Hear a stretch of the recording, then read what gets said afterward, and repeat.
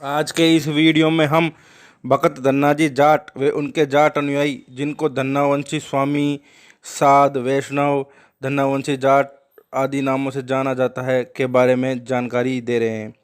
भगत धन्ना जाट का जन्म राजस्थान के टोंक जिले के धुआंकला गांव में हरचतवाल गोत्र के चौधरी रामेश्वर जाट के घर 20 अप्रैल 1415 ईस्वी में चैत्र माह के शुक्ल पक्ष की चतुर्थी को हुआ था।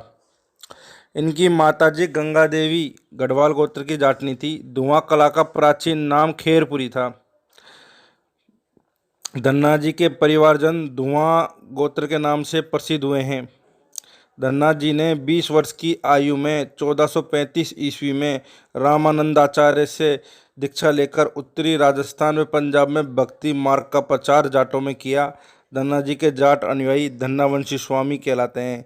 आगे वीडियो में इनके बारे में बताया जाएगा। धन्ना जी का जन्म प्रथम सिख गुरु नानक देव से भी 53 साल पहले हुआ था। धन्ना जी द्वारा रचित 3 शब्द व 2 राग को पवित्र गुरु ग्रंथ साहिब में लिखा गया है।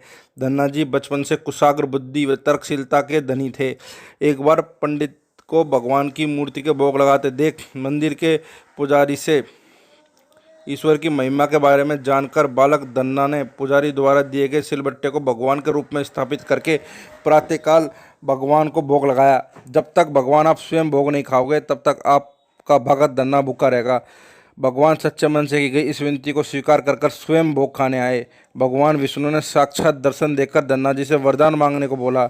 धन्ना जी ने भगवान से खेती की रखवाली करने की प्रार्थना की ताकि वो भगवान की भक्ति कर सके। जी के जीवन में घटित एक अन्य घटना के अनुसार जब वो एक बार खेत में बीज बोने जा रहे थे तो रास्ते में साधु का रूप धारण कर भगवान साधुओं की टोलियों के साथ धन्ना भगत से खाने के लिए भिक्षा मांगी। भगत धन्ना जाट ने अपनी बैलगाड़ी में रखे हुए ज्वार के बीज उन्हें दे दिए। जब बीज साधुओं द्वारा खाकर खत्म कर दिए गए तब धन्ना जी ने कंकड़ों को बीज के रूप में खेत में बो दिया। सभी किसानों के खेत में ज्वार होगी, सिर्फ भगत धन्ना जाट के खेत में तुम्बे हो गए। कहते हैं कि अन्य किसानों की फसल बारिश न होने पर सूख गई। धन्ना जी के खेत में उगे तुम्बों को फोड़ने पर ज्वार निकलती थी। अकाल के समय धन्ना जाट ने अपनी ये ज्वार गांव में किसानों को बांट दी ताकि उनके बच्चे, बीबी और वो स्वयं जीवन यापन कर सकें। जब जागीरदार ने धन्ना के खेत में तुम्बे की फसल देखी तो राज का हिस्सा लेने से मना कर दिया। भगत धन्ना जी जाट द्वारा जिद करने पर 2 तुम्बे ले लिए। जब इन तुम्बों को फोड़ा गया तो इनमें से हीरे मोती निकले। बाद में तुम्बे से निकले मोती से धन्ना भगत ने अपने गांव में तालाब खुदाया जिसे मोती तालाब कहते हैं। देश की आज़ादी के बाद सरकार ने मोती तालाब को मोती सागर बांध के रूप में विकसित किया। वर्तमान में धुआंकला गाँव में भगत धन्ना जी का गुरुद्वारा, मंदिर व पैनोरमा बना हुआ है। भगत धन्ना जी जाट पर फिल्म व भक्ति गाने भी बने हुए हैं। भगत धन्ना जी के नाम से धर्मशाला का भी निर्माण करवाया गया है। श्री रामानंद आचार्य से दीक्षित श्री धन्नाजी जाट महाराज ने अपने जाट अनुयायियों के लिए जिस धर्म पथ का प्रणयन किया उसे धन्नावंश कहते हैं। धन्नावंश गुरु आधारित है।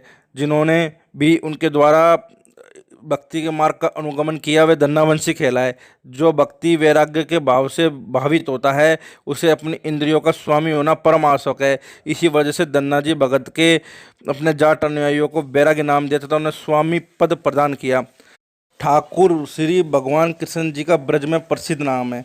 ब्रज के जाट आज भी ठाकुर उपाधि लगाते हैं। धन्ना जी के अनुयायी जाटों को धन्नावंशी स्वामी, धन्नावंशी बैरागी, धन्नावंशी सात व वैष्णव ब्राह्मण के नाम से जाना जाता है।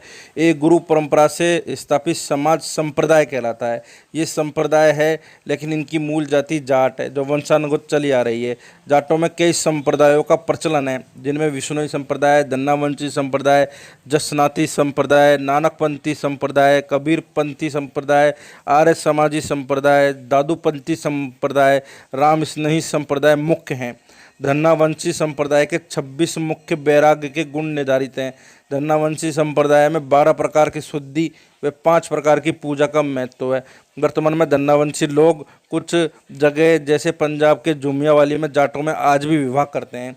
धन्ना वंश के गोत्रों की बात करें तो इनके सभी गोत्र अपने पूर्वज जाटों के ही समान हैं, जिनमें से मुख्य गोत्र अहलावत, आंवला, अर्चतवाल, ओला, ककरोडिया, कड़वा, काला, कलवानिया, कस्बा, काकोडिया, कालेर, काली रावणा, कासनिया, कुकना, खदाव, खरवास, खर्रा, खेदड़, खेरवा, खिलेरी, खोड़, कोथ, खटकड़, गहलावत, गीला, गोदारा, गोलिया, गोरा घासल, घनघस, गिनठाला, घोटिया, चितौड़िया, चोयल, चाहर, छाबा, चिकारा, जाजड़ा, जाखड़, जांदू, जांगू, जिंजवाड़िया, ज्यानी, झूरिया, टाडा, ठींगला, ठूसिया, डागर, डबास, ढेलू, डोड़वाड़िया, डिडवानिया, डूंडी, डुकिया, ढाका, ढांडा, तरड़, तेतरवाल, तोमर, थोरी, थाकन, थालोड़, धुआं, दलाल,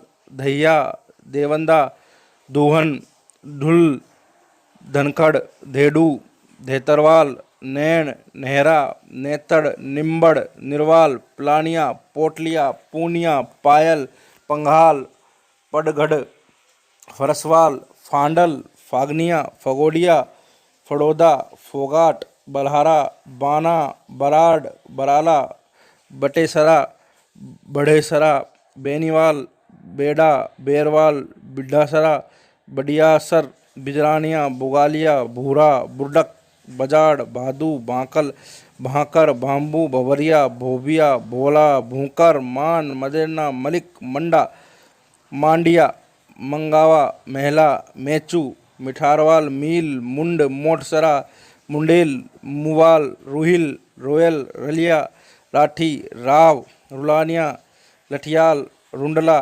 सायर, शोराण, सऊ, साई, सामोता, सागवान, सिनसिनवार, सनवाल, सारण, सरेवा, सीवर, सियांग, सुंडा, सिंधु, मंडान, हुड्डा, सरोहा, दहिया आदि मुख्य गोत्र हैं। अगले वीडियो में हम इनके गांवों व निवास स्थानों की चर्चा करेंगे।